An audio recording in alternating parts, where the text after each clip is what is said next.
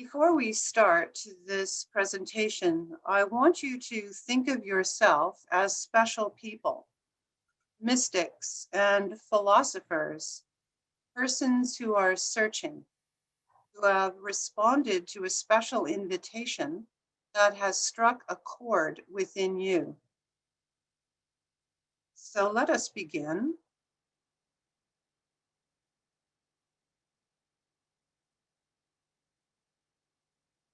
The Rosicrucian tradition, past and present, offers countless metaphors and symbols that assist us in our quest for expanded awareness.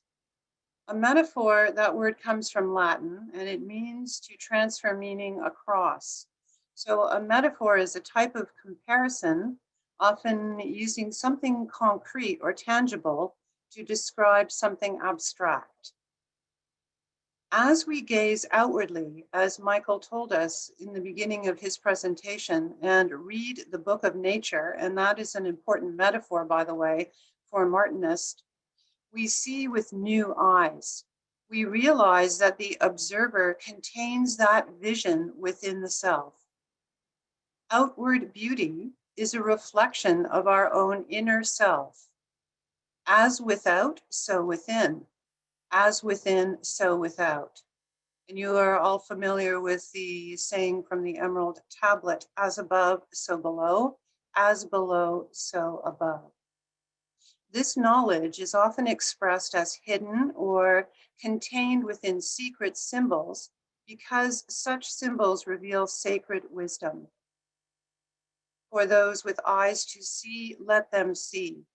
For those with ears to hear, let them hear and understand. Another metaphor that I know you are familiar with, so much so that it has become a cliche, is the eyes are the windows of the soul. Many of the photographs in this presentation, especially of plants, come from my own garden. And in speaking about plants, they really do illuminate for us through their beauty that sense of divine union and the power of love. Here's a short preview of the topics we will look at: love and the mystical path, love as a creative force, and the Kabbalistic teachings, the sacred feminine, Christ consciousness, the alchemical marriage, and then we will conclude by talking about certain Rosicrucian exercises, one of which Julie Scott performed at the beginning of the presentation, the overall body exercise. We will not repeat that because it was done earlier. And then we'll have a very brief special meditation. Love and the mystical path is really about a kind of journey that we're all on. We all need and desire love. If an infant doesn't receive the love of its parents, then there is a blockage that happens in the psychological development of the child. Dylan Thomas, the famous Welsh poet, wrote a poem that starts with, "The force that through the green fuse drives the flower, drives my green blood." This is a poem really about contrast. It is about light and dark. It is about pain and pleasure. It is about youth and age, about life and death. So the question becomes, what is this force? And Frater Hugh McKay has expressed it beautifully in the presentation that he did on the painting of Botticelli's Primavera. Love is an outpouring of a great power. Love is the mysterious force, the great generator of all nature as it seeks to reproduce itself. Daily, we are witness to this burgeoning forth, particularly at the summer solstice. It is essential that we appreciate the miracle of life as it manifests in so many diverse forms. It is a humbling and transformative experience on the mystical path as we expand our awareness of this power that infuses all things.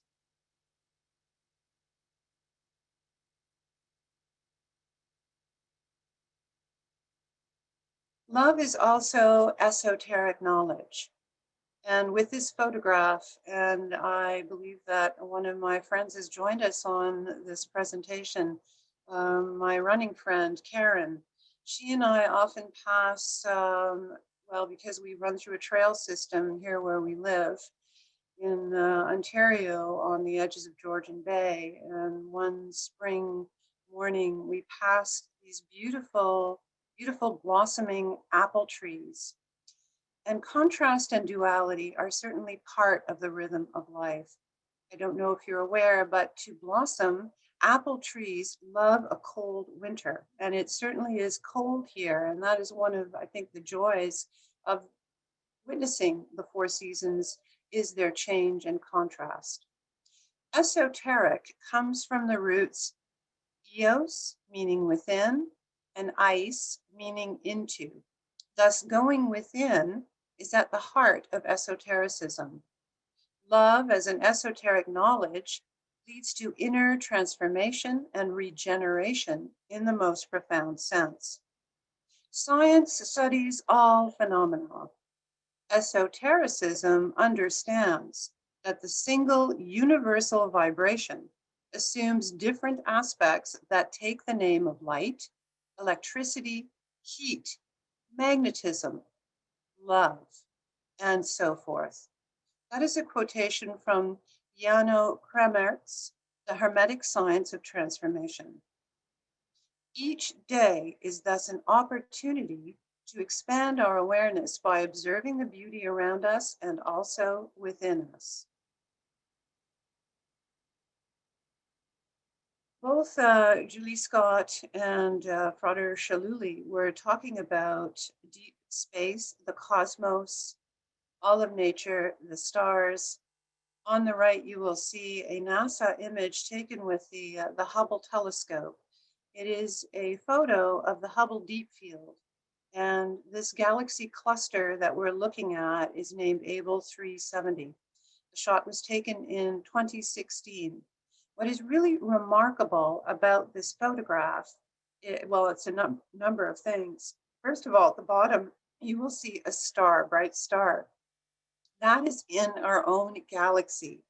And we are looking out as if we're looking out of our body with our eyes. We're looking at out of our own spiral galaxy out into deep space.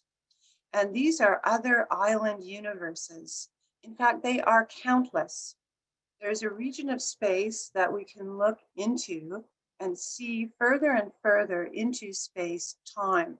There's also a marvelous spiraling effect in this image, which is, it's called a lensing effect caused by gravity as we look further and further out into space-time. Many of you will also know that reintegration with the one, or cosmic reunion or return, is also a very important theme. Plotinus wrote the Enneads and about the concept of uniting or returning to the oneness. And that was his concept of divinity. And these are beautiful mystical writings. Also, I highly recommend this book, The Myth of the Eternal Return, or Cosmos in History, by the Romanian writer Mircea Eliade. Eliade, who's now since passed through transition, never use the term primitive peoples. He always said archaic or arcane. And these early peoples, he said, had a notion of cyclical time. For instance, the Egyptians, in celebrating the new year, would always begin, in a sense, with the year one. Time is cyclical, just as the seasons are, but also now in modern human beings tend to see time as linear. And if we collapse time and science into just what we see around us, it becomes tragic. And the future becomes a fearful place rather than a place of peace in the moment now. If we project our imaginations forward, rather than appreciating the cyclical nature of time, the oneness or unity of all things, and this inherent desire that humanity has had since the beginning of cosmic reunion and return. Both the Hermetic and Kabbalistic philosophies speak of the eternal return or union with what is considered the perfection of divinity, that the divinity is perfect. Both philosophies, including the writings of Plotinus, who lived 3 centuries after Plato, and hence he was called a Neo-Platonist, posit that the one mind emanated the cosmos from itself. Just as the one or divinity flows outward from itself, all things contain a divine spark. So too can we return to the one. This return to perfection, however, is not in some distant state. It's not in a distant place. It is a realization of oneness in the here and now. It's a matter just of shifting our perspective. Furthermore, the Rosicrucian teachings are designed to assist us in aligning our outer self, which often feels quite imperfect, with the perfection of the inner self. This perfect union is realized and achieved through love on our journey along the mystical path. From the Kabbalah, and I want to point out there is an entire Rosicrucian Digest, volume 90, number 2, published in 2012, dedicated to the Kabbalah in its various forms and interpretations. And I want to acknowledge the fact that Lloyd Abrams is here on this call. And I want to thank you, Lloyd, for being here, because your words have great power and meaning, and your understanding of the Kabbalah deeply informed the publication of this particular issue. The Kabbalah is one creation myth that represents veiled knowledge of what is beyond space-time. The Ein, or void, and you see it at the top of that diagram, is the active nothingness, which is also oneness, the pool of divine energy that is concealed in all forms of being. That is a quotation from one of the articles in this digest by Daniel Natt. The Ein Sof, the highest aspect of divinity, or God beyond God, the unknowable, emanates from itself the infinite light, or Ein Sof hour, that in turn flows downward as the 10 Zephirot. And that is a kind of paraphrase from condensing some of the article that was written by Lloyd Abrams. Each Zephira is both masculine in that it gives light, and feminine, it receives light. Also, this is one of the great Hermetic teachings, the androgynous nature of the cosmic and the cosmos. The Ein Sof, the Ein Sof hour is neither differentiated into masculine or feminine, but the manifestations or the expressions of the divine have characteristics or principles that we liken to the masculine and the feminine. These again are comparisons and also metaphors. In speaking of Hermeticism, we must go back to the Philosopher's Stone. And here is an image of the esoteric seal of the Alchemy Guild in Latin. Visita interiora terrae, rectificando in vernis occultum lapidum. This is an interior journey, this search for the Philosopher's Stone. Mind you, alchemy is also a physical type of exercise where one participates in certain operations. But if we look at the meaning of this phrase in Latin, as it's shortened, each letter forming the word vitriol, which is also a caustic acid.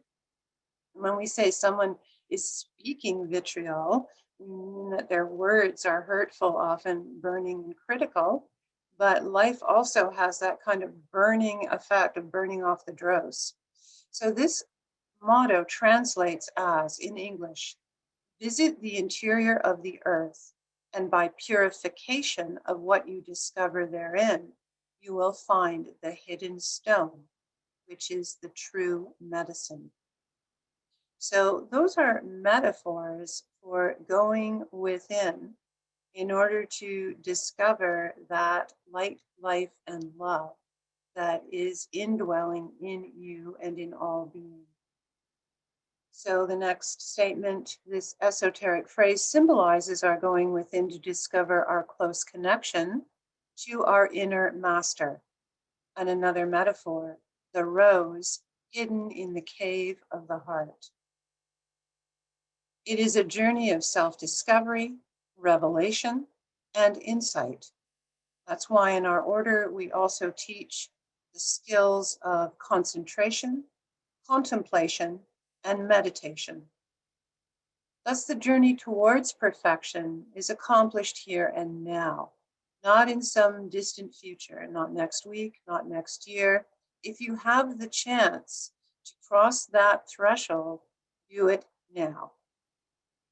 It is the profound knowledge that the divine is not some separate being, not an old man with a long beard on a rocking chair on a cloud, but is now in everything. The world is teeming with God, says D.C. Matt.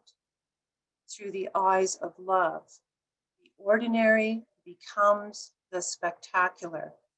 And if you missed Julie Scott's presentation at the beginning of the symposium, once these are recorded and uploaded to Rosicrucian TV on YouTube, I invite you to please look at those, because there are some really remarkable videos and images there about the experience of awe. Pink roses were traditionally the only rose allowed inside the walls of the ancient city of Jerusalem for their symbolic meaning, spiraling to perfection. Similarly, the Vestal Garden in Rome contained only pink roses. They are still present today, and this photograph is from our journey to Italy in 2019 with other Rosicrucian students and the Grand Master, where we performed certain exercises and had a chance to enjoy the beauty of the Vestal Garden and looked at the house of the Vestals, at least from the outside. A Vestal was a young woman who was guardian of the flame, and that flame was a symbol of many things. It's a symbol of the hearth. It's a symbol of the enduring life force in us and in all things that never goes out.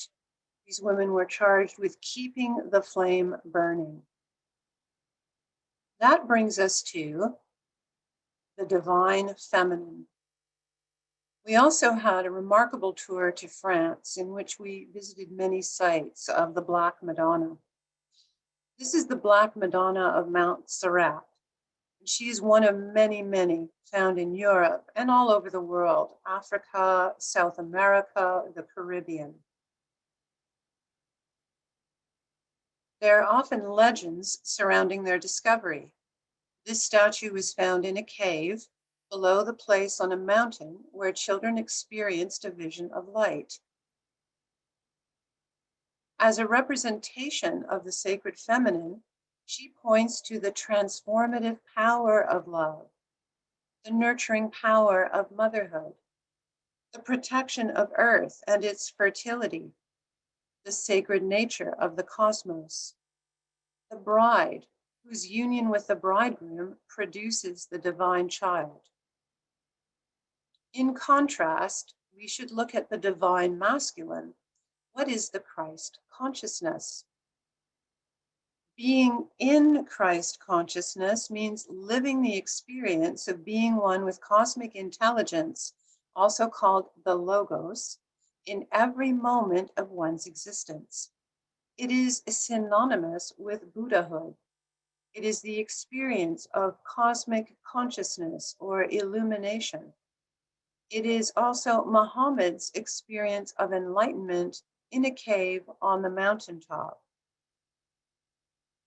These pictures are interesting because they look at very similar concepts across various world religious traditions. Inside the Rosary Basilica at Lourdes in France, you see these amazing paintings that are very mystical in a sense. They come at the end of the kind of romantic Victorian period. They were completed in 1900. The basilica itself was consecrated in 1901.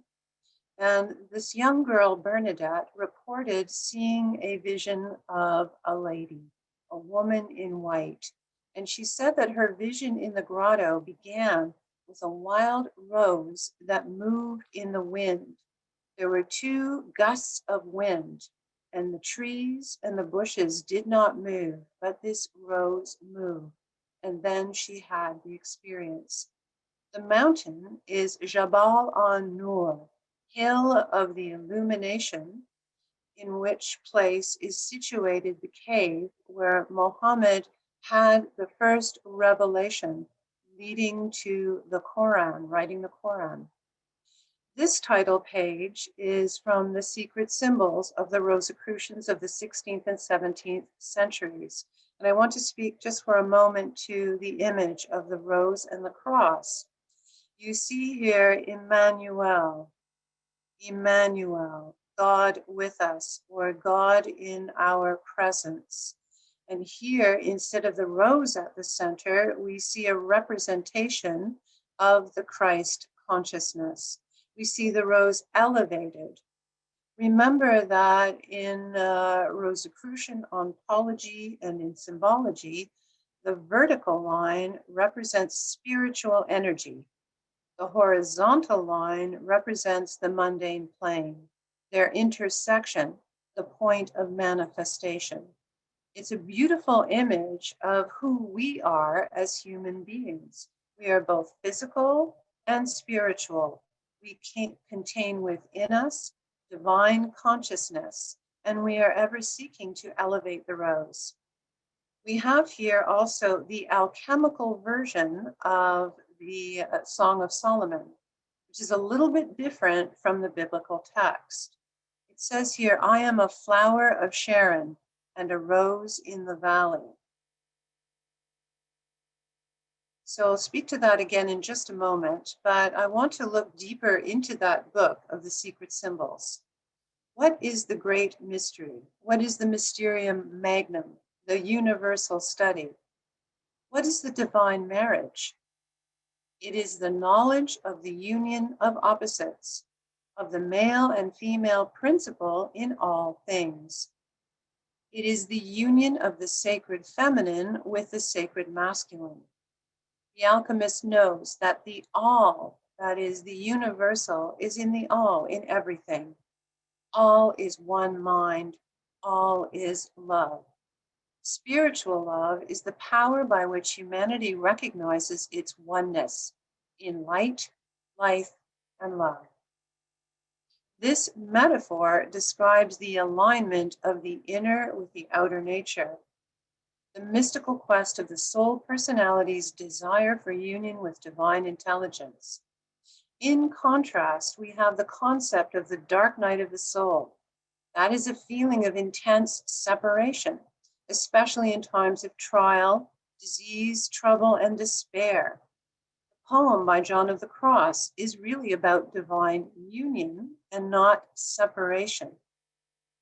Knowing that we can transmute these emotions and thoughts into their opposite by engaging our will or willpower, we just simply need to choose and turn our thoughts into a different direction. That's the key to achieving universal love, transformation, and inner peace. At this point, I want to speak to you a little bit about a metaphorical story, the story of Lucifer.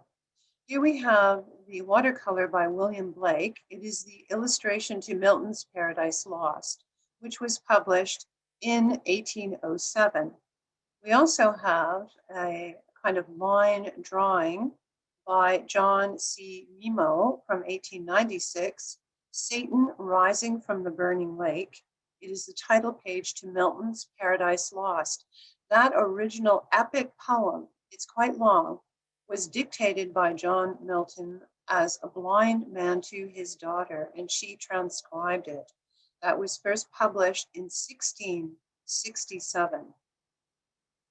The name Lucifer, like its root lux in Latin, refers to light. This story or metaphor, in this story, Lucifer is the divine's highest angel. And this story is the same in Islam as it is in Christianity, as it is in the Jewish tradition. When asked how to bow down to the divine son, when asked to do that, which is in a sense the masculine aspect of the one, Lucifer replied, "I bow only to you." The divine replied, "Then go to hell." In other words, hell can be defined as the feeling of utter separation from divine love. And I know all of us have experienced that kind of dark night where we feel that events are so overwhelming that we are in some kind of dark night of the soul. The fallen angel Lucifer represents intelligence without wisdom. It is that kind of intelligence that lacks the guiding principle of higher love. A little bit more about the dark night of the soul. It starts with this line: "On a dark night, kindled in love with yearnings, I went forth. O night that joined beloved with lover, lover transformed in the beloved." This is another version of the alchemical marriage. John of the Cross wrote this poem while in prison. Later, he also wrote commentaries on the poem where he talked about beginners who strive for spiritual union. And he says this: "The soul that utters these lines of the poem is now in the state of perfection, which is the union of love with God, having already passed through severe trials and straits by means of spiritual exercise to the said perfection of love." Mental alchemy is a phrase that describes our ability to transcend the dualities of life and emotion. Hate can be transformed into love, and I know all of you have had the experience or know someone who loved, and then that feeling of love was transformed into hate. Self-mastery implies rising above those inevitable polarities of life. So the lilies are here because the closing of the poem, The Dark Night of the Soul, goes like this: "I abandoned myself, leaving my cares forgotten among the lilies." And the actual Song of Solomon, which is chapter 2, verse 1, "I am the rose of Sharon and a lily of the valleys." Remember, the alchemical version is slightly different. "I am a flower of Sharon and a rose in the valley," meaning that no matter what happens, when we're in the valley of life, we still carry that sense of the rose blooming within us. So my time is almost up, and I want to go to the exercise. So I'll just quickly review this part of the kind of summary. I have only the 2 slides left. Brothers and sorors, dear friends, according to mystics, there are levels of consciousness in achieving universal love.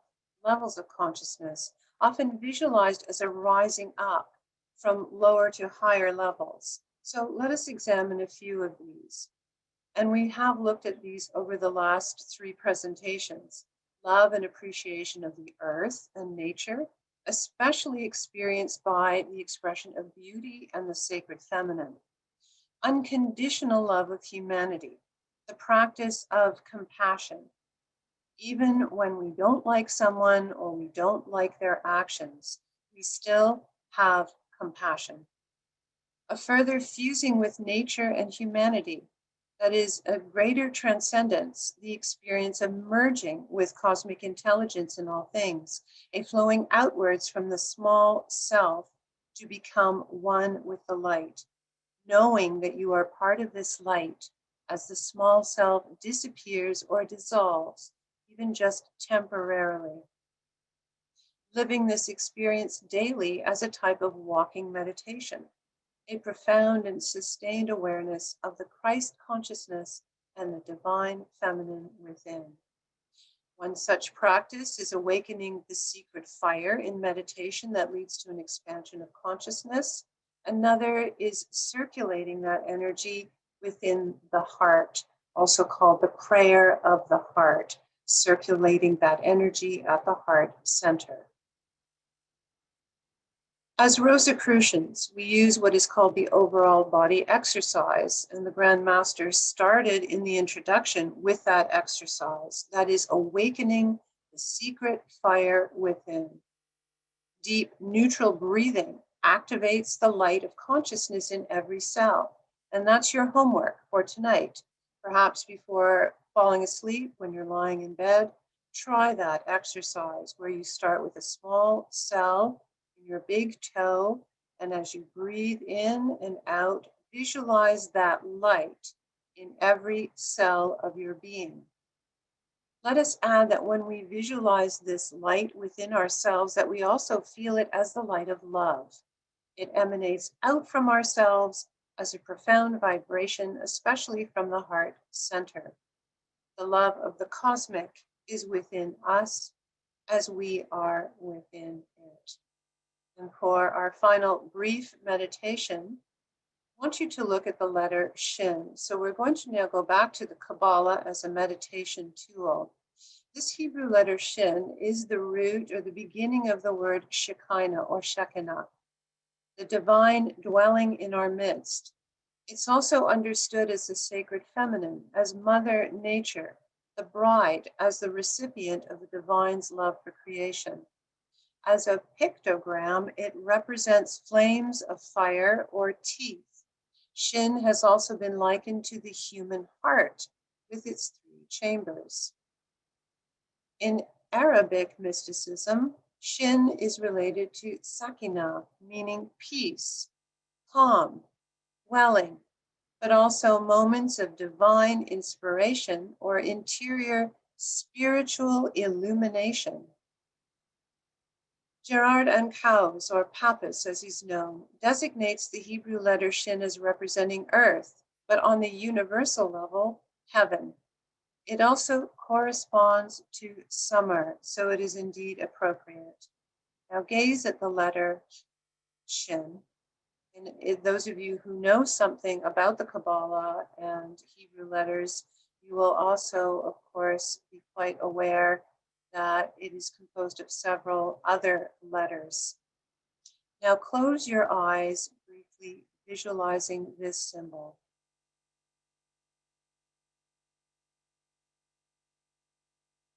Contemplate its beauty and profound meaning.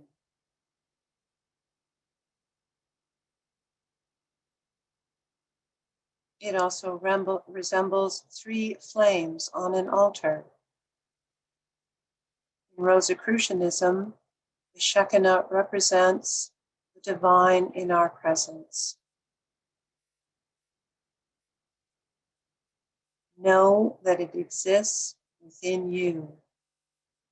So mote it be.